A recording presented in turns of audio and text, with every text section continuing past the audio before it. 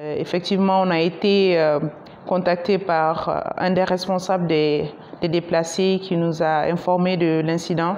On a alerté le développement social avant d'y être sur le site, qui nous a informé que oui, la protection civile était sur place. Et effectivement, la protection civile était sur place. Et vu que le camp il est installé de façon sauvage où les normes des voies ne sont pas respectées, donc du coup la protection civile avait du mal à accéder au feu. Donc ce qui a fait, et vu aussi l'environnement, c'est situé dans la zone aéroportuaire, et cette zone, il y a beaucoup de vent, donc ça a fait que le feu s'est propagé très rapidement et a brûlé les concessions. Et donc, avant que la protection civile n'arrive à les éteindre. Donc, ça a pris un tout petit peu de temps, mais alhamdoulilah, c'est vrai qu'ils ont pu quand même éteindre le feu à temps. Et il y a eu beaucoup de pertes matérielles, mais pas de pertes humaines. Donc, on peut dire alhamdoulilah pour cela. Et au niveau des déplacés, ce qui a causé cela, parce qu'ils pensaient que c'était les pneus qui brûlaient juste dans le dépositoire de Juillet, parce qu'ils ont l'habitude de voir du feu, mais c'est juste les pneus ou des choses comme ça. Donc, ils n'ont pas pris au sérieux au début, mais après, ils ont vu que le feu, ça prenait de l'ampleur. Et là, ils ont compris que ce n'était pas seulement les pneus qui brûlaient dans le dépositoire de Juillet, mais que c'était vraiment des concessions qui ont pris feu. Donc, dans la foulée, les parents ont essayé de mettre à l'abri les enfants. Donc, au retour, pour sauver les matériels qui sont quand même dans leur concession, malheureusement, ils ont trouvé que le feu a brûlé toutes les... on ne peut pas dire les maisons, mais les tentes. Donc, tout a pris feu et du coup, ils se sont juste sauvés. Donc, c'était vraiment... les gens étaient dans la panique, tout le monde courait de gauche à droite.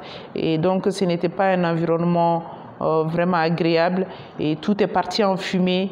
Et en une seule nuit, il y avait les représentants du gouvernement, les ministres et puis le développement social. Nous aussi, on était sur place. Et donc, après, dans la foulée, les déplacés, c'est 102 ménages qui ont été touchés. Donc, on est resté avec le développement social pour recenser les ménages qui ont été touchés. Ce soir-là, on avait 102 ménages touchés et puis 3 personnes disparues, un enfant, 2 enfants plus une vieille dame. Mais heureusement, le lendemain, ils sont retournés parce qu'ils avaient fui vers la zone aéroportuaire à cause de la panique et tout. Mais heureusement, ils ont été retrouvés. Donc, ils ont amené aussi quelques couvertures. Nous aussi, on a amené des couvertures pour qu'ils puissent dormir il y a une cour là-bas de SAMU social. Donc, les 102 ménages sont restés là-bas pour quand même rester à l'abri en attendant le lendemain, voir clair et prendre des dispositions. Donc, au lendemain, effectivement, nous, on s'est réunis dans la foulée le lendemain tôt matin pour prendre des décisions. Le bureau exécutif de l'association Djigiasso pour effectuer une consultation médicale parce qu'on a vu qu'ils étaient vraiment traumatisés et tout le monde était dans la panique, donc ils avaient besoin de soutien psychologique, de conseils que d'autres choses. Donc on a décidé d'organiser une journée de consultation médicale parce qu'il y avait aussi beaucoup de personnes âgées là-bas qui étaient paniquées, donc il y a eu des crises, donc on a vu que il y avait urgence de faire une consultation médicale. Moi, je ne suis pas étonnée, je suis vraiment désolée, peut-être que ma réponse peut vous choquer, mais je ne suis pas du tout étonnée que cet endroit-là soit, parce que ce n'est pas une première fois, qu'il soit brûlé à ce niveau, qu'il y ait un incendie aussi ravageur à ce niveau parce que, comme je l'ai dit tantôt, ils sont installés entre le dépositoire de GIE et le marché de bétail. Donc ça, quand tu parles de dépositoire de GIE, tu parles de saleté. Et quand tu parles de marché de bétail, tu parles de saleté. Et il y a les antennes d'électricité aussi qui sont sur place et normal de haute tension. Normalement, un être humain ne doit pas vivre sous ces hautes tensions parce que ce n'est pas bien, même pour l'organisme. Donc les scientifiques pourront nous dire davantage sur ces choses-là, mais on sait que ce n'est pas bien. Il y a une absence totale de structures sociaux de base. Donc, ça, quand on est dans ce genre de site, dans ce genre d'environnement, c'est vraiment, tu es exposé à tout. Que ce soit les maladies, que ce soit les incendies, que ce soit les attaques, que ce soit les abus. Mais ça veut dire que tu es exposé à toutes sortes d'abus.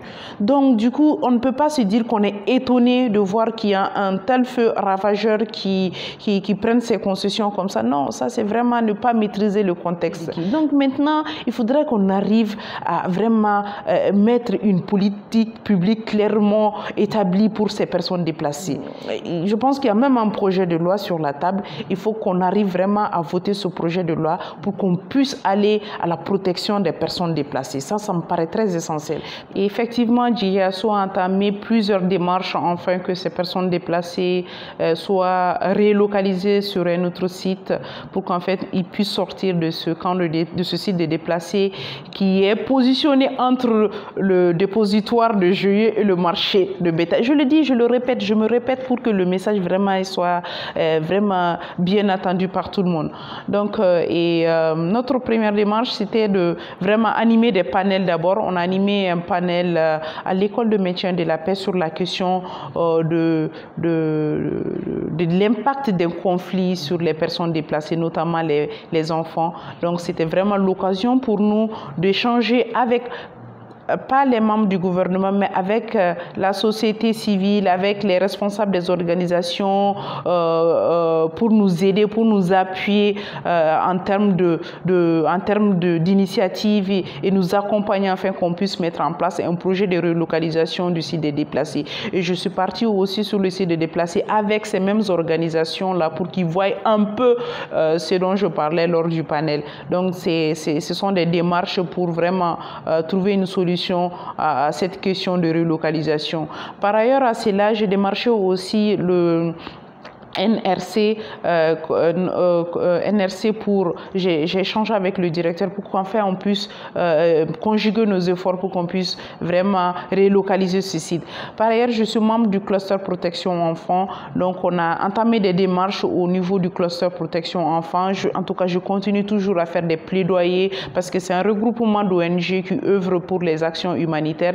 Moi, j'ai sollicité, je lance toujours mes messages de plaidoyer en faveur de ce camp, de ce site de déplacés qui doit être vraiment relocalisé. Mais notre action principale, c'était vraiment la visite chez le ministre parce que nous, on a été vraiment ravis de voir qu'il y a un ministère qui est cette transition avait mis en place un ministère dédié exclusivement aux personnes déplacées. Donc, c'était vraiment un honneur pour nous d'apprendre cette nouvelle. On a d'ailleurs félicité la transition pour cette initiative sur les réseaux sociaux. Et dans ce sens-là, nous avons demandé une audience avec le ministre Oumarou Diarra pour qu'enfin on puisse conjuguer nos efforts pour qu'on puisse relocaliser ce site-là. Et vous l'avez certainement vu aussi sur ma page Facebook que j'ai tenu une réunion avec le ministre Oumarou Diarra et par la suite avec son staff. À l'issue de l'audience, il nous a mis en contact avec son staff parce qu'on est parti lui remettre un plan d'action annuel pour que ces personnes déplacées soient relocalisées et des projets d'insertion socio-professionnelle pour les personnes déplacées parce qu'on a vu que oui, on ne peut pas rester toujours dans les recevoirs de dons. À un moment, il faut arrêter et puis aller à la formation, les apprendre à les réinsérer dans la vie socio-professionnelle pour qu'ils puissent aussi eux-mêmes se prendre en charge. Donc, c'est des démarches, c'est un plan d'action comme ça qu'on a établi. Et dans ce plan d'action, l'une de notre prérogative, c'était vraiment la relocalisation du site. Et On a entamé des démarches dans ce sens-là et on lui a remis ces documents. Et par la suite aussi, j'ai organisé une cérémonie de remise de dons et puis on a refait la voie d'accès pour accéder au site des déplacés parce qu'on avait vu fort longtemps que la voie d'accès n'était pas praticable. Donc, c'était le lieu pour nous de refaire. C'était pendant la période hivernale parce qu'on avait pratiquement les pieds dans l'eau et les personnes déplacées avaient pratiquement les pieds dans l'eau et nous on pataugeait dans la boue pour accéder au site. Donc on a vu l'urgence vraiment de refaire la voie d'accès pour qu'ils puissent rentrer de façon fluide chez eux sans pour autant avoir les pieds pataugés dans la boue ou des choses comme ça. Donc lors de cette cérémonie, on a invité le ministre Oumarou Diarra, le ministre des Actions humanitaires chargé pour les déplacés, les réfugiés, pour qu'en fait ils puissent voir ce que nous faisons comme activité sur le terrain. C'est que le document qu'on lui a remis quelques mois avant, ce n'était pas juste un document comme ça, mais c'était l'occasion de lui montrer vraiment les conditions défavorables, les conditions de ces personnes déplacées et pour qu'ils puissent voir la réalité sur le terrain. Et même quand il est parti, il a dit, il s'est lui-même, il s'est dit, mais est-ce qu'il va descendre dans ces boues? Et heureusement, il est descendu, il a marché dans ces boues pour accéder. Après, on a fait même le jet de peu l'ensemble et tout.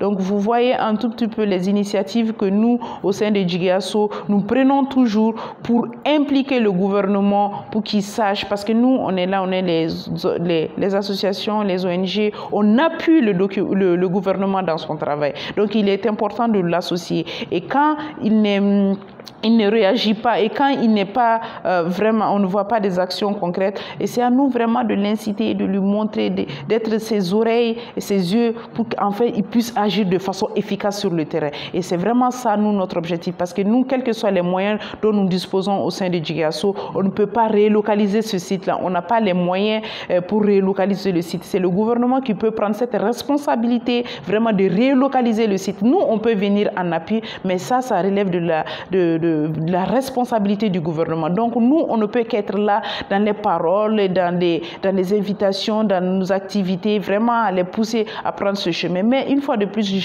j'en appelle au gouvernement de mettre tout en œuvre pour qu'enfin on puisse aller dans des solutions durables. Aujourd'hui, l'incendie nous a plongé dans une crise vraiment très profonde parce que quand il venait, ils n'avaient rien. Et maintenant, on est au stade -0. Parce qu'aujourd'hui aussi, ils n'ont rien. Ils ont tout perdu. Donc, on retombe dans une autre crise humanitaire où il faudrait répondre. Donc, il faut établir un plan de riposte encore. Et ce plan de riposte doit être budgétisé. Ça enfonce toujours le pays dans des problèmes. Tant qu'il y a ces conflits au nord et au centre, il y aura toujours des déplacés. Donc là, il faudrait qu'on arrive vraiment à aller à la résolution effectif de ce problème-là. Nous, on est là en tant que conseil, effectivement, on a fait des propositions. Ces propositions sont sous deux ordres. Soit vraiment mettre en place un site de déplacés où nous allons mettre... Je me suis même proposé parce que je suis architecte de formation et je suis dans l'ordre des architectes du Mali. Et j'en ai même discuté avec le président de l'ordre des architectes qui est même prêt à nous accompagner. On est même parti voir le PM, le Premier ministre, avec l'ordre des architectes du Mali. Et en son temps, moi, j'avais proposé lors de mon discours de vraiment accompagner. On est là pour jouer notre rôle d'utilité publique. Et notre rôle d'utilité publique, ça peut être même dans la mise en place d'un site de déplacés. Ça va résoudre le problème du gouvernement. C'est-à-dire que ce n'est pas un problème où on essaie de tirer profit ou des choses comme ça, mais on veut aussi jouer notre rôle d'utilité publique. Et même après l'incendie, le président, il m'a appelé et m'a dit, Mariam, on peut aller à des solutions durables. L'ordre peut accompagner le gouvernement dans la mise en place d'un site de déplacés. Ce n'est pas des choses où on va énumérer ou tout, mais c'est vraiment au gouvernement de nous donner un site pour nous dire, oui, vous pouvez faire un projet sur tel site. Oui, ça peut être envisageable et envisagé, pardon. Donc voilà, il faut aller à des solutions durables. Et nous, ce que nous avons proposé aussi encore, c'était vraiment, il y a des espaces vides. Vous parlez de là où on fait foire là, c'est quoi, Tabaski? À l'approche de la Tabaski, on anime, c'est foire ou bien, je ne sais pas. vers la zone aéroportière. On peut là-bas faire un site de déplacés au lieu d'aller faire des foires là-bas, mais les personnes sont là, ils ne sont pas dans des conditions de vie humaine. On a beaucoup d'espace comme ça. Moi, je dis, il faut utiliser ces espaces-là. On n'est pas obligé d'aller... voilà, il y a des logements sociaux. Bon, je ne sais pas la gestion des logements sociaux, mais c'est des logements sociaux. Mais quand on parle de logements sociaux, on parle des personnes vulnérables. Et donc, moi, je me dis, ces personnes déplacées constituent aussi des personnes pauvres, des logements qui doivent être adaptés à ces personnes. Moi, je me dis, tout ça, ce sont des propositions et c'est au gouvernement d'en juger maintenant. C'est vraiment au gouvernement d'en juger, mais on a beaucoup d'espace. Et le Mali n'est même pas construit. On a tellement d'espace. C'est tellement facile de mettre en place un site, mais il y a les autres pays font ça en quelques semaines. Mettre en place un site de déplacés. Regarde avec la maladie de Covid, là, quand c'est venu, ils ont mis en place un truc là, même dans un stade. C'est très facile, c'est les architectes qui font ces propositions-là, qui établissent ces plans-là, et ça c'est très facile. Donc on n'a pas de problème d'espace, et on n'a pas de problème, il faut juste une volonté politique qui accompagne en fait ces initiatives. C'est vraiment ça le problème, une volonté politique à accompagner ces initiatives pour qu'on puisse aller à la planification et après à la mise en œuvre. C'est tout. Un appel à lancer à l'ensemble des Maliens, c'est comme je l'ai dit, je vais me répéter encore, c'est qu'on se donne la main. C'est-à-dire que ce fléau de personnes déplacées ne concerne pas seulement le gouvernement. Moi, j'ai l'habitude de dire oui, le gouvernement, oui, parce qu'il a sa part de responsabilité. Mais et la population aussi. On est tombé dans une crise humanitaire très profonde aujourd'hui. Et je ne sais pas si le gouvernement peut faire face à cela. Mais c'est à nous aussi, en tant que citoyens, de jouer pleinement notre rôle de citoyen en accompagnant nos concitoyens, nos frères et sœurs, nos mères, nos pères qui ont quitté les conflits du centre et du nord pour venir chercher refuge ici à Bamako pour trouver la sécurité, la santé, la quiétude, d'accompagner ces personnes déplacées vraiment pour qu'ils puissent vivre de façon digne. Ça, c'est très important. Pour qu'ils vivent de façon très digne. Donc c'est cet appel que moi je lance à l'endroit de toute la population malienne, de tout le peuple malien, de l'intérieur comme de l'extérieur, à œuvrer ensemble. La solidarité est une valeur sûre du Mali. On a toujours été solidaires. Ça, c'est une fibre patriotique qu'on a. Donc vraiment d'apporter assistance à ces personnes déplacées, ces personnes vulnérables.